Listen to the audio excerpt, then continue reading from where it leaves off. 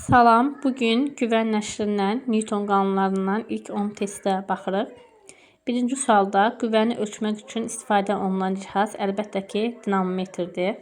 Qüvvə F hərfinə işarə olunur, vahidi Newtondur və burada soruşur Newton hansı kəmiyyətin vahididir? Əlbəttə ki, qüvvənin. Üçüncü sualda cisimə eyni istiqamətdə yönəlmiş F1 qüvvəsini verib və F2 qüvvəsinin qiymətini verib. Və burada deyir, eyni istiqamətdə yönəlir. Biz bildiyimizə görə eyni istiqamətdə yönələndə həmin qüvvələr toplanır. 27-dən 13-ü toplayırıq. Dördüncü sualda maddi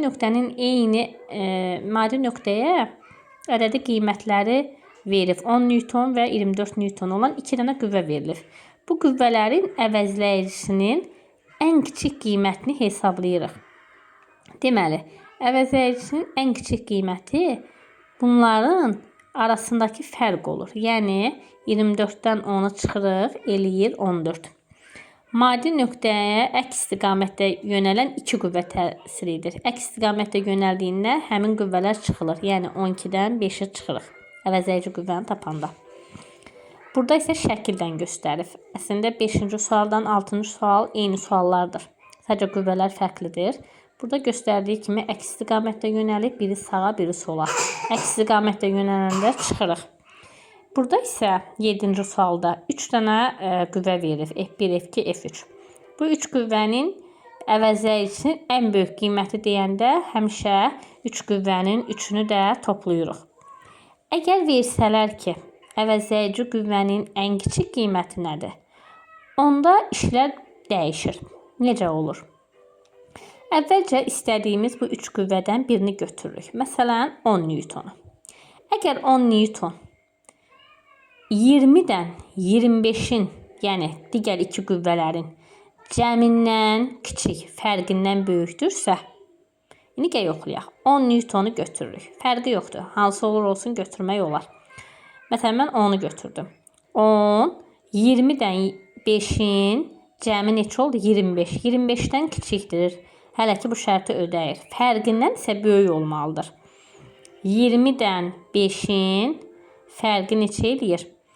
15. 15-dən böyük deyil. Deməli, bu şərti ödəmir. Əgər bu şərti ödəsəydi, cavab 0 olardı. Bu şərti ödəmədiyinə görə bu qüvvələrin birini götürürük. Məsələn, 10 Newton. Həmin bu 10 Newtonu məsələn yenə götürürüksə, digər 2 qüvvələri toplayırıq. Neçə eləyir? 25. Həmin 25-dən bu götürdüyümüz qüvvəni çıxırıq, 10-u. 25-dən çıxırıq 10-u, eləyir 15 Newton. Deməli, ən kiçiyi 15 olur. Amma bizdən ən böyüyünü soruşduğuna görə qüvvələrin cəmini götürürük. 8-ci suala baxırıq. Deməli, 2 dənə qüvvə verilib. Hansı qüvvələr, deməli, aşağıdakı qüvvələrin hansı bu qüvvələrin əvəzləyicisi ola bilər? Əvəzləyicisi ola bilər deyəndə 2 qüvvə veribsə, bunların fərqi neçə eləyir? 30. Cəmi də eləyir 150. 30-dan 150 arasında olan rəqəm verə bilər əvəzləyicisini. 30-dan 150 arasında. Məsələn, 250 olmaz, 25 olmaz. 30-dan 150 arasında 170-dir. 9-cu testdə deyir, 2 dənə qüvvə verilir. Əvəzləyici minimum olması üçün bucaq neçə dərəcə olmalıdır? Əvəzləyici minimum olması üçün bucaq 180 dərəcə olmalıdır. Məsələn, bax, bu 6-cı testdə kimi. 180 dərəcə olsa, bunlar çıxılır.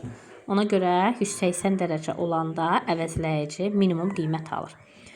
Və nəhayət 10-cu testə baxırıq. Cisimə bir düz xətt üzrə yönəlmiş 3 və 4 Newton. Yenə 2 qüvvə təsiridir. Əvəzləyici qüvvə neçə Newton ola bilər?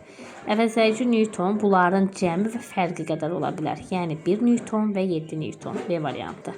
Dinlədiyiniz üçün təşəkkür edirəm.